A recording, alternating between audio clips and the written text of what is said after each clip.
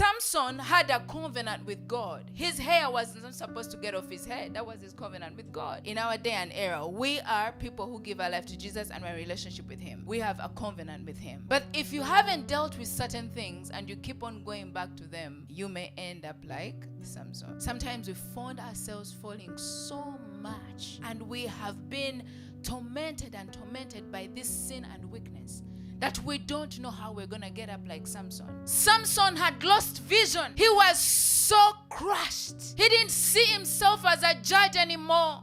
He saw himself as a prisoner. He didn't see where he was going.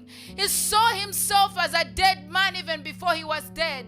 That's why all his prayer was a death prayer. That is what the enemy does to you if you don't win certain things in your life. That is how much it can take. When the Philistines were feasting, were dancing, were eating, and were celebrating, they said, "Go get us Samson so that he can entertain us." But when Samson was in the prison, his hair was growing, and the Philistines had forgotten that his hair was growing. When the Philistines were binding up Samson, they didn't know they were binding up a Nazarite. Let me tell you something. As long as your hair grows, you're going to defeat more than you ever defeated in your life.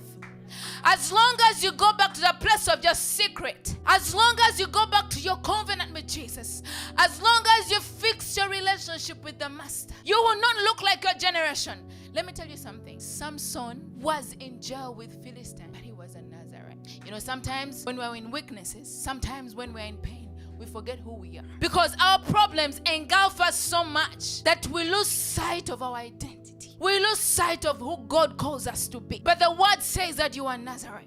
The word says that you are chosen of God. The word says that he died for you. The word says that he left the 99 for you. The word says that you are precious. You have the blood of Jesus. He bought you by the blood. You're under the covenant. Do not be